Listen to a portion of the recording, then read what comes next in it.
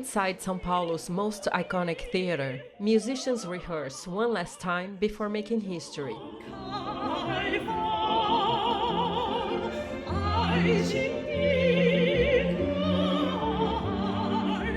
Today, China's National Opera performs in Brazil for the first time. The audience will be treated to a free show that blends Western classical music with traditional Chinese melodies. The population from China and the population of Brazil, nowadays they have more interest to know better both countries' culture and history. Thomas Law leads Ibrachina, an institute with a mission to strengthen ties between China and Brazil through culture, education, and sports. The organization helped make today's show possible.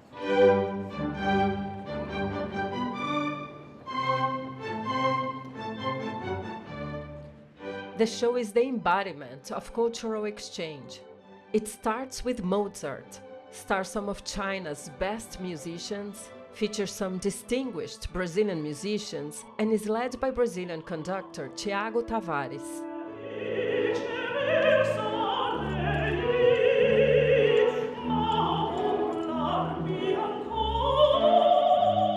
This is a new diplomacy. A new diplomacy means that we are dealing with people from many entities, not only the governmental entities, but that they can be a bridge to Brazil and China. Brazil and China have built one of the most important relationships in the Global South. From the concert hall to the factory floor, cooperation between the two massive nations has been deepening since they established diplomatic relations in 1974. By 2009, China was Brazil's top trading partner, a status it still holds. The two countries traded about $158 billion of goods in 2024. Much of that being things like soybeans, iron ore, crude oil, and beef heading from Brazil to China. But China sends plenty of tech in return: turbines, smartphones, and more electric vehicles. Brazil's market for EVs is now dominated by the Chinese company BYD, short for Build Your Dreams.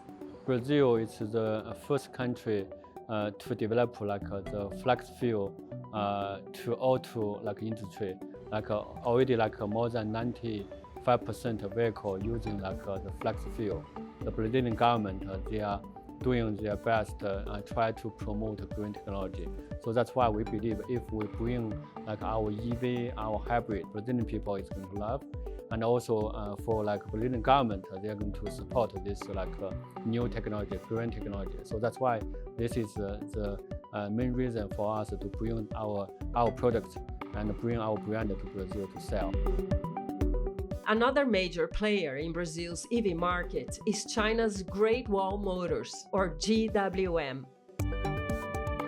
Our journey in Brazil will be a long-term journey. GWM has several businesses in China. Not only cars, we have trucks, we have hydrogen, we have other products in China that we expect to bring to Brazil later. This first moment, we will concentrate in cars, new technology, probably pickups also we will have in the very short term. But Brazil is like this for us, a very good opportunity for investment to generate income, to generate jobs, and to generate a better world here in Brazil. It's hard to quantify just how intertwined Brazil and China have become.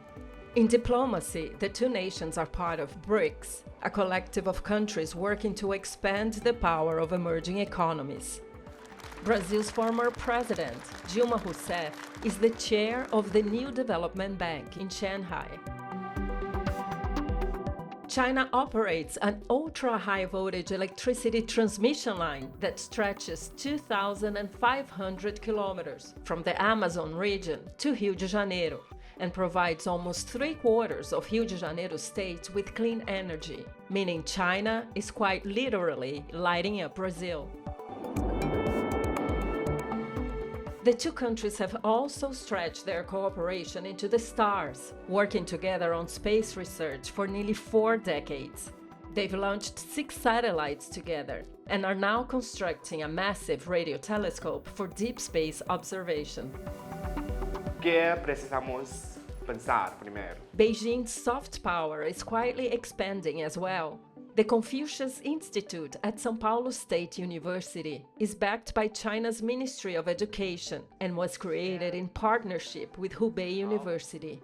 It promotes Chinese culture to thousands of students every year through festivals, art, and courses in Mandarin. Professor Luiz Antônio Paulino helped establish the institute and now directs the program. Quando nós iniciamos a nossa primeira turma em 2009, a gente tinha 30 alunos, né?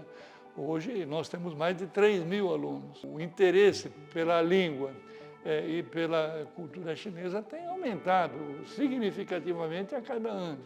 E isso eu reputo, no caso, a maior importância que a China vem adquirindo no mundo hoje e, no caso específico do Brasil, a importância que a China tem para o Brasil, né? Seja como nosso principal parceiro comercial, seja como um grande investidor aqui no nosso país. Número e... Real lasting cross-cultural connection must go beyond economics or politics. A diplomacia tradicional, como a gente conhece, é a diplomacia de Estado com Estado. Essa chamada diplomacia cultural, ela vai muito além dessas relações Estado-Estado, porque elas envolvem as relações de um país com o público de outro país e vice-versa. Este é classificado porque estas... Yanbin arrived in Brazil last September after nearly a decade of teaching Mandarin around the world.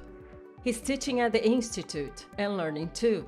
He says picking up Portuguese is essential to everyday life. Portuguese is quite difficult. I think Portuguese is more difficult than Chinese because Chinese is just different. We have a different writing system, like if you want to read and write is kind of difficult, but grammatically Chinese is very easy. Most students say the challenging part of learning Mandarin is mastering the tones, where a slight change in pitch can completely alter the meaning of a word. 老师é professor.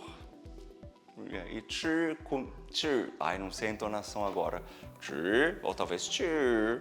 Tá sendo difícil, tá sendo um desafio aprender o mandarim.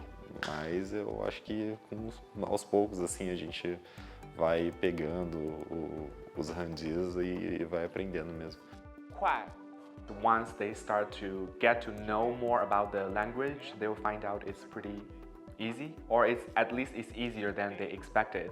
To study language is like you build a building. Like if you put bricks by bricks, you will get improvement, like for sure. A walk through the streets of São Paulo shows how China's presence is becoming ever more visible. Signs that mix Portuguese and Mandarin, wind chimes, red lanterns, traditional dumplings and bustling Chinese supermarkets. Christian Shu works the register at this busy Chinese shop. His parents immigrated from China and he was born and raised in Brazil. Eu sinto que ficava muito restrito a partir de casa. Aí atualmente eu vejo que essa cultura da China está se expandindo dentro da cidade também e eu consigo assimilar dentro dos restaurantes, da cada loja que vai abrindo. Eu acho que isso é um sinal muito bom.